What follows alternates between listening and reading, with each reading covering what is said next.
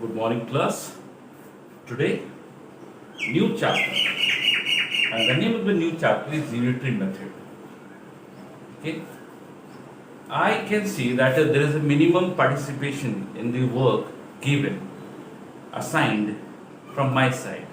Please raise your participation as much as possible because as many students will participate in this online caricature, online education, e-learning, this will not, I will say that much of effective that the classroom environment, but surely you will be assisted to some extent. So students, शुरू करते हैं आज हम लोग नया chapter unitary method. Chapter 10 है, हम लोग चैप्टर 9 फिनिश कर चुके हैं। तो यूनिटरी मेथड क्या होता है? Unitary method is a method in which the value of unit quantity is first calculated to get the value of any required quantity. ये क्या है भाई? What is this? This is a method in which we calculate the value of unit quantity. Plus आपको सिखाता हूँ, चलिए देखिए। मान लीजिए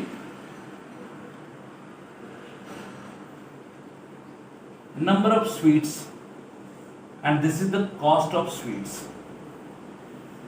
Okay,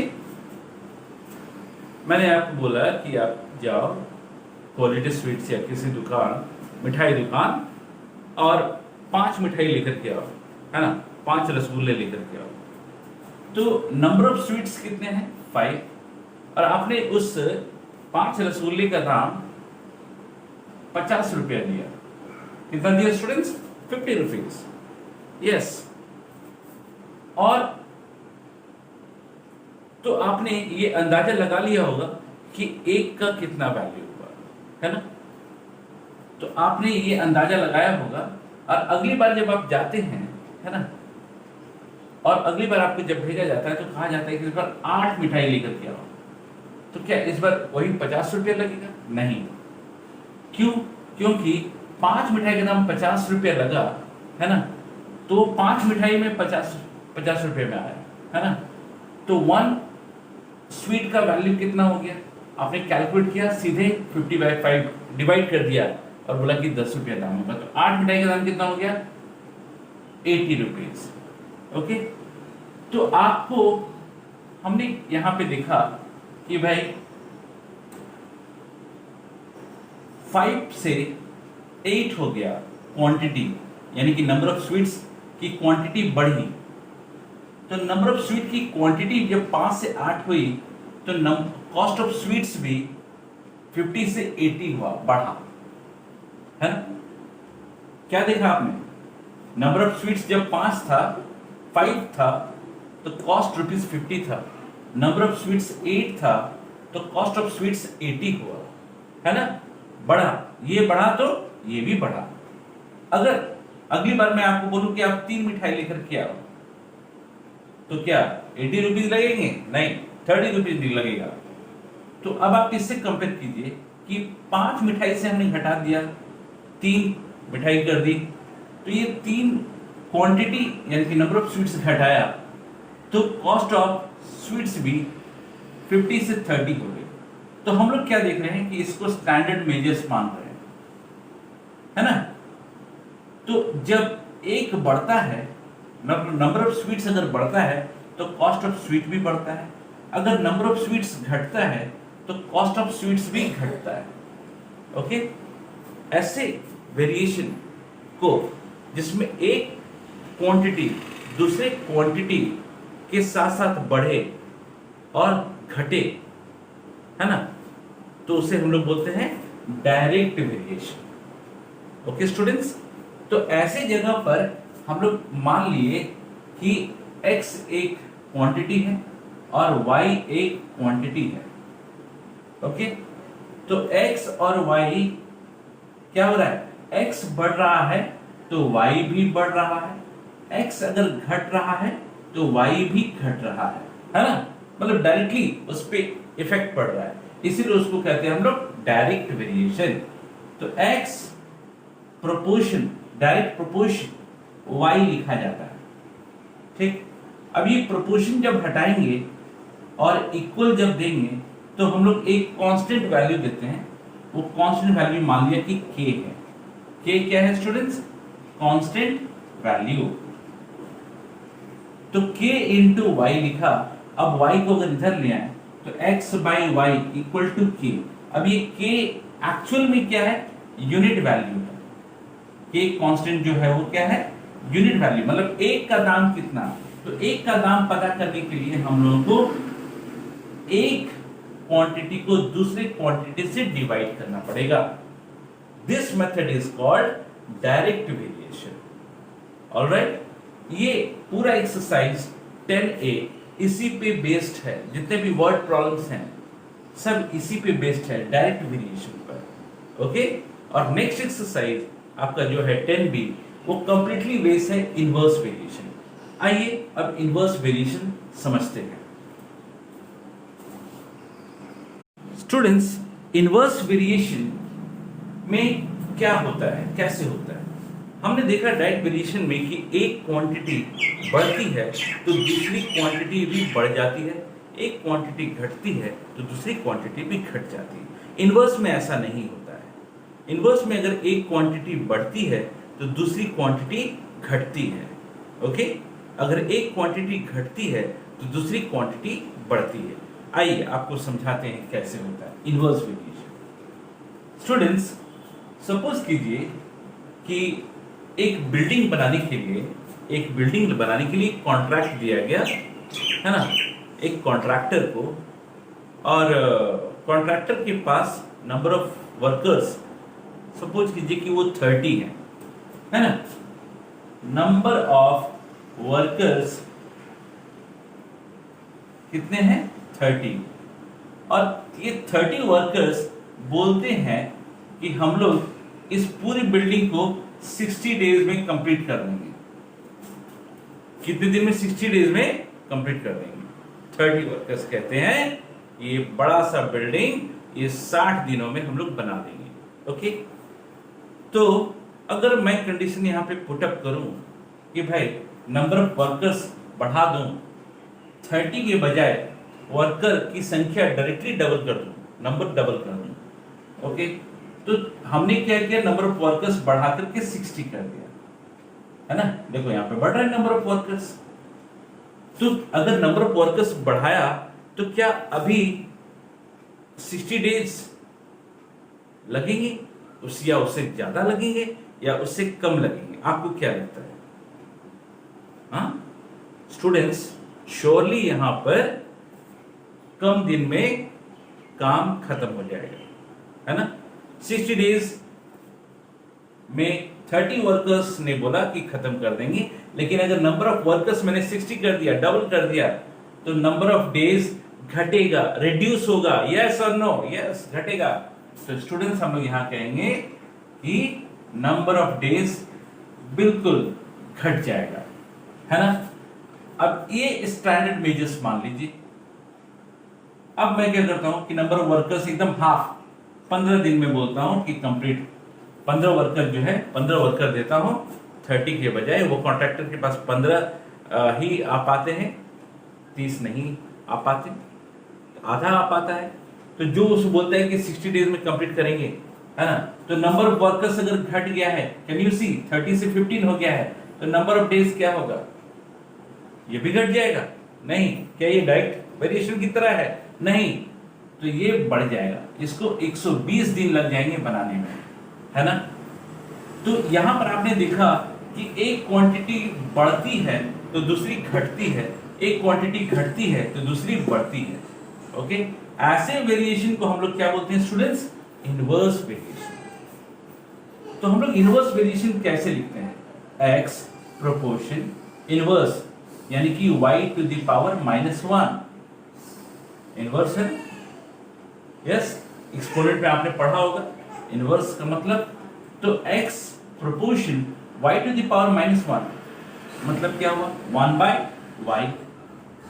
प्रोपोर्शन हटा करके कांस्टेंट दिया, है ना। जैसे प्रोपोर्शन हटाएंगे तो इक्वल साइन देंगे और कांस्टेंट k देंगे। k क्या होता है? k होता है यूनिट वैल्यू। क्या होता है students? Unit value. Unit value मतलब एक का कितना वैल्यू होगा, तो k इंटू 1/y। ओके, तो ये 1/y, अब y अगर इधर भेजते हैं तो ये हो जाएगा x into y equal to k।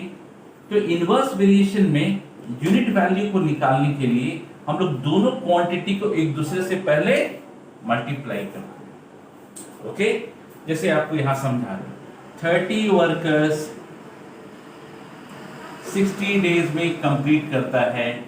एक वर्कर कितने दिन में कंप्लीट करेगा? तो हम लोग यहाँ पे 60/30 नहीं करेंगे, 60 इंटू 30 करेंगे। ओके, अब नंबर ऑफ वर्कर्स मैंने बढ़ा के 60 कर दिया है ना, तो 60 इंटू 30/60, मतलब ये वाला नीचे आ जाएगा।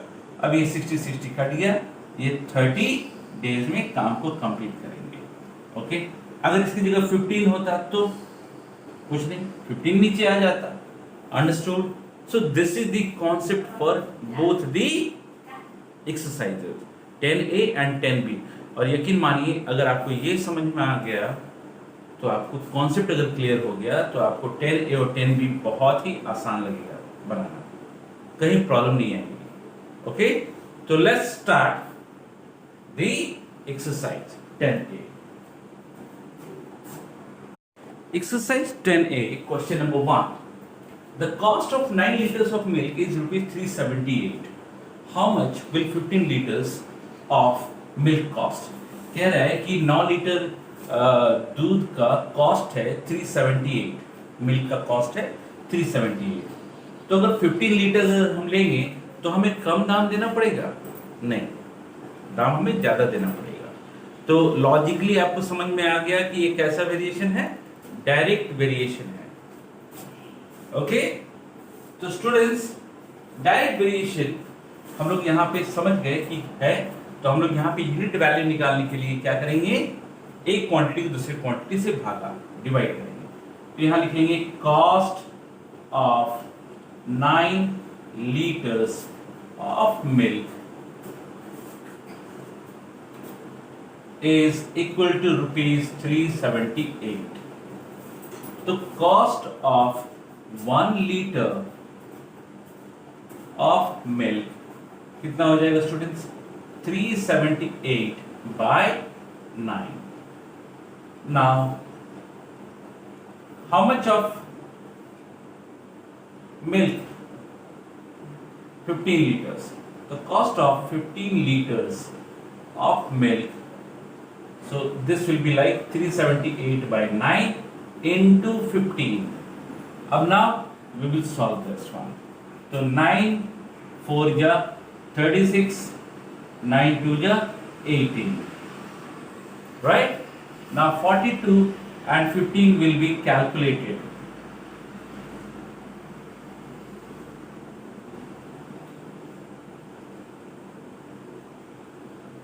So how much it will cost? Rupees 630. Understood, students? So this is the question number 1. I hope you have understood this one. Now let's solve question number 4 because 2, 3 is same question. Students, now I am here with the question number 4. The question is saying that Yash earns rupees 48,000 in 3 months. What is his annual income? 3 months में वो इतना rupees earn करता है, तो annual यानी कि एक साल यानी कि 12 months. Okay, 1 year equal to 12 months. तो 12 मंथ्स में वो कितना अर्न कर पाएगा? तो स्टूडेंट्स श्योरली 3 महीने में जब वो इतना कमा रहा है तो 12 महीने में ज्यादा ही कमाएगा, इससे वैल्यू ज्यादा ही होगी। तो कैसा वेरिएशन है ये? This is direct variation. तो सोल्यूशन हम लोग लिखेंगे यहाँ पर व्हाट in 3 months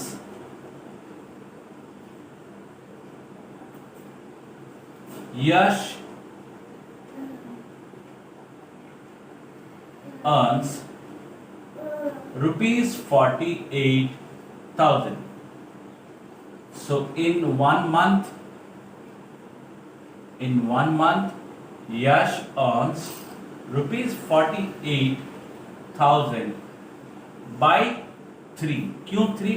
क्योंकि डायरेक्ट वेरिएशन है ना।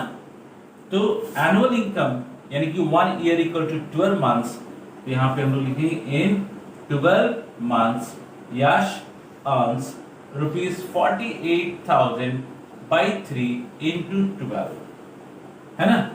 तो 3 4 जा 12, now 48 into 4, 8 4 जा 32, right? 4 4 ja 16 plus 3 19. This much of the money Yash will earn in 1 year. This will be his annual income. Okay, students, question number 7. Sunil cycles a distance of 65 km at a speed of 13 km per hour. How much time does he take to cover the distance? Okay, students, सबसे पहले ये देखिए कि speed दिया हुआ है ना, कितना 13 किलोमीटर पर आवर। ये इसका कहने का मतलब क्या है? 13 kilometre per hour, that means in 1 hour Sunil is able to travel the distance of 13 kilometre, right? 1 घंटे में कितना किलोमीटर डिस्टेंस जा रहा है, वो साइकिलिंग कर पा रहा है 13 किलोमीटर। तो हमें ये बताना है कि 65 किलोमीटर को उसको कवर करने में कितना टाइम लग जाएगा। ओके, तो हम लोग कैसे इसको सॉल्व कर सकते हैं? 13 kilometre per hour means what? 13 kilometre distance covered in 1 hour. Alright, so we will write distance of 13 kilometre is covered by Sunil in 1 hour. Okay, so distance of 1 kilometer is covered by Sunil, है ना, in 1 hour, that means 1 by 13 hour. तो 65 kilometre distance cover करने के लिए कितना? तो distance of 65 kilometre is covered by Sunil 1 by 13 into 65. So 13 5 जा 65, that means उसे लग जाएंगे 5 hours. Understood? It was tough? No, simple question. This is really easy question. Okay, now let's some more questions from this exercise and probably the last question from this exercise. Okay, then I will discuss exercise 10b. Students, in question number 10, traveling 900 kilometer by train cost rupees 225. How much will it cost if a person wishes to travel 360 km by the train? मतलब क्या कह रहे हैं यहाँ पे? 900 kilometre का distance को train के द्वारा ट्रैवल करने पे इतना रुपया कॉस्ट है। तो अगर कोई आदमी चाहता है 360 किलोमीटर का डिस्टेंस ट्रेन से तय करने का, तो उसे कितना दाम देना पड़ेगा, राइट? ये क्वेश्चन है। तो सिंपल है, डायरेक्ट वेरिएशन है। क्यों? क्योंकि 900 किलोमीटर के लिए 225 225 रुपये लग रहा है, तो डिस्टेंस कम हो गया, तो श्योरली, है ना, कॉस्ट भी कम ही लगेगा। कैसा variation? Direct variation. I will write here, okay, same line we can put up, travelling 900 kilometre by train costs ₹225, है ना। तो ट्रैवलिंग 1 किलोमीटर कितना बाय ट्रेन? 225 बाय 900, तो 360 किलोमीटर कितना? So 225 by 900 into 360, 0 0 cancel, 9 10 जा 9 4 जा 36, है कि नहीं? अभी स्टूडेंट्स, अब आप इसको भी काट सकते हैं, 2 2 जा 4, 2 5 जा 10, फिर काट सकते हैं 5 4 जा 25, 5 4 जा 20, 5 5 जा 25, क्या बचा? 45 into 2, that means rupees 90. 90 rupees will be required to cover the distance of 360 kilometer. So here exercise 10A finished. Now I will discuss exercise 10B. And that will be completely based on the inverse variation. हो सकता है कि एक दो सवाल आपको deviate करने के लिए, आपका माइंड डाइवर्ट करने के लिए डायरेक्ट वेरिएशन का डाल दिया गया हो, अदरवाइज ऐसा अधिकतर क्वेश्चन उसमें इनवर्स वेरिएशन की ही होंगी, जैसा कि 10A में डायरेक्ट वेरिएशन को लेकर के था। आइए देखते हैं कि 10B में क्या क्वेश्चंस हैं।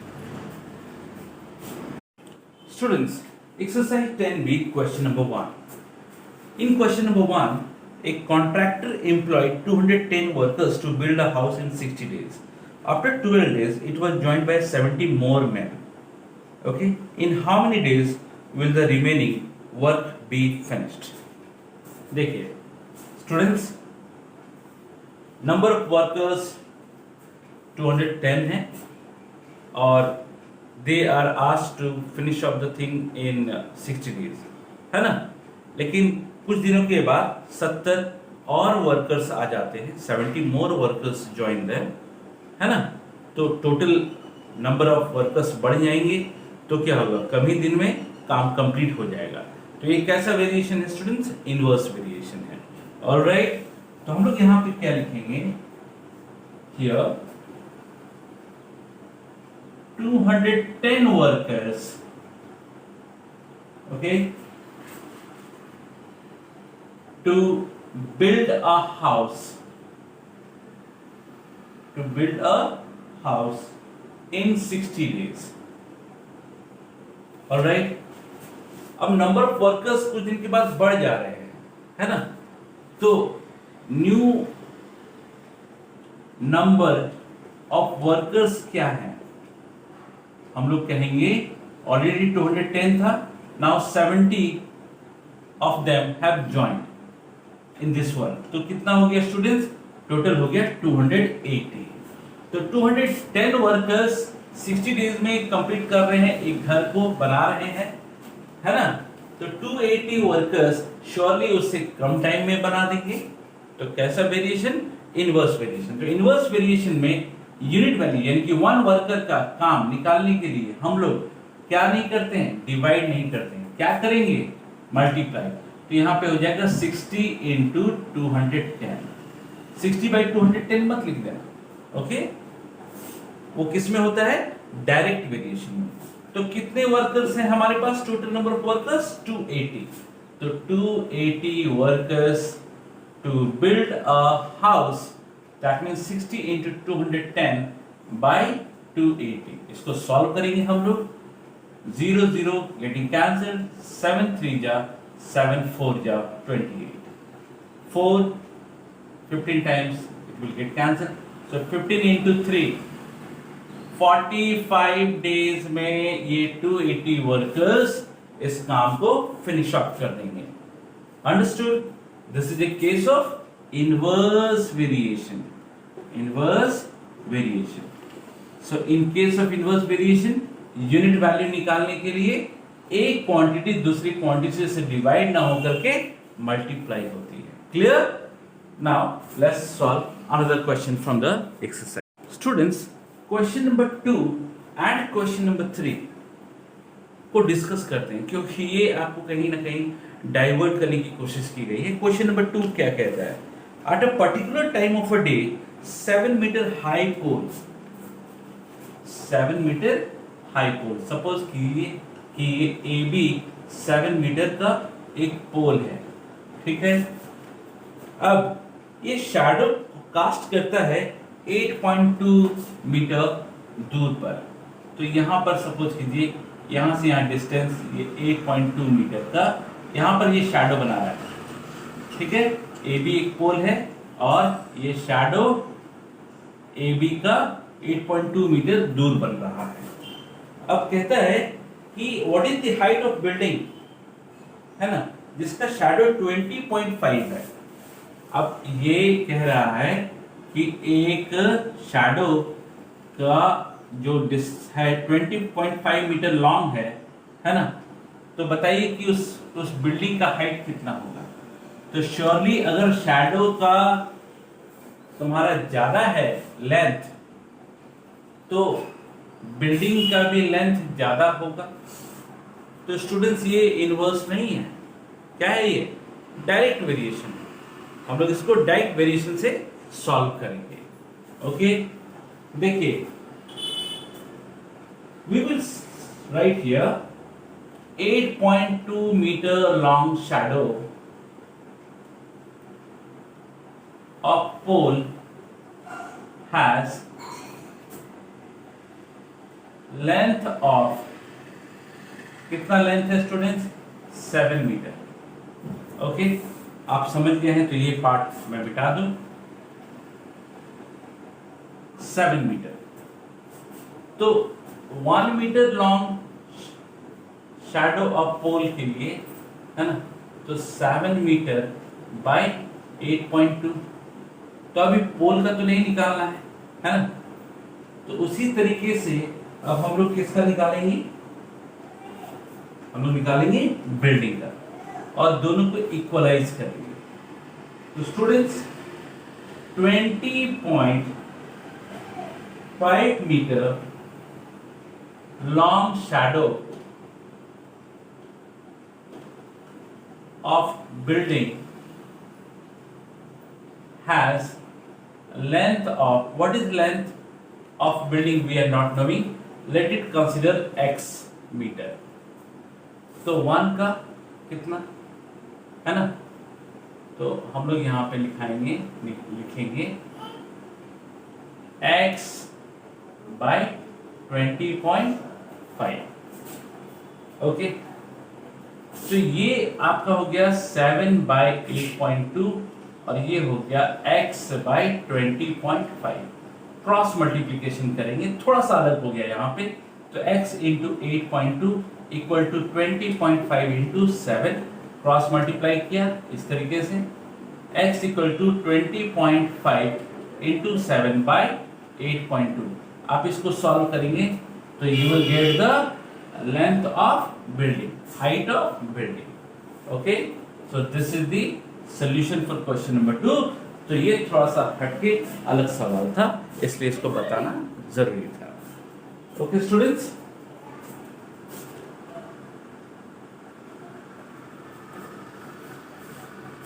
तो आप फर्दर सॉल्व कर सकते हैं वहां से। Okay students, in question number 5 okay we will discuss that what sort of variation this is। Question number 3 में डायरेक्ट वेरिएशन से आप बना सकते हैं। इनवर्स वेरिएशन आपको यू हैव टू चेक कि क्वेश्चन नंबर 4 में क्या है। ओके, क्वेश्चन नंबर 5 कुछ तो आप बनाएंगे ही। तो क्वेश्चन नंबर 5 हम डिस्कस कर रहे हैं। तो यहाँ पे कह रहा है कि 10 man can finish the construction of wall in 8 days. तो बताइए कि कितने आदमी और लगेंगे अगर इस काम को हाफ अ डे में कंप्लीट करना है। How many man are added to finish the work in half day. तो ये तो श्योरली ये इनवर्स वेरिएशन है। कैसे, देखिए 10 man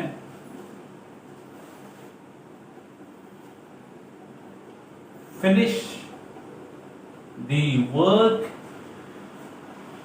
in how many days, 8 days. तो इनवर्स वेरिएशन है, तो 1 man finish, we should not write like this because days के हिसाब से पूछा गया है। So we will write in 8 days.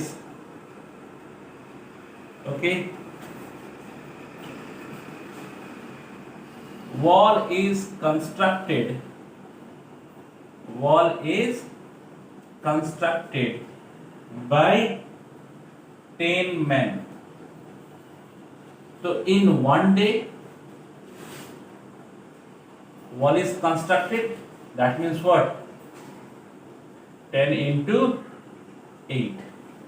तो हाफ डे में कितना लगेगा, है ना, हाफ डे में कितना लगेगा। ऑलराइट, तो इन हाफ डे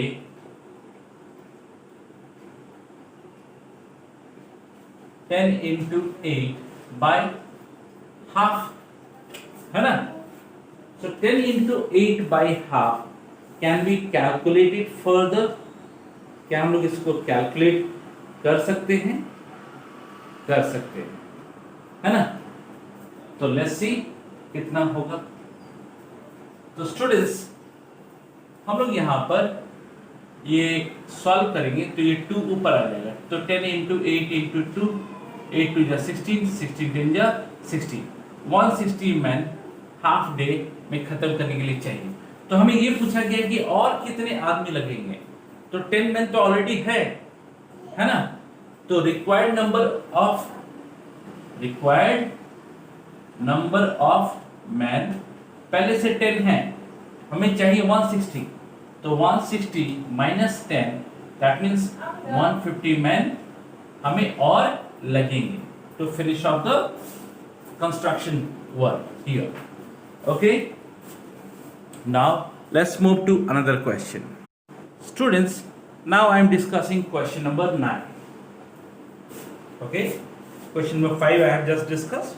Question number 6, 7, 8 आप बना सकते हैं। क्वेश्चन नंबर 8 आपको फिर डायरेक्ट वेरिएशन का मिलने वाला है, आपको चेक करते रहना है कि कहाँ पे डायरेक्ट वेरिएशन है और कहाँ पर इनवर्स वेरिएशन है।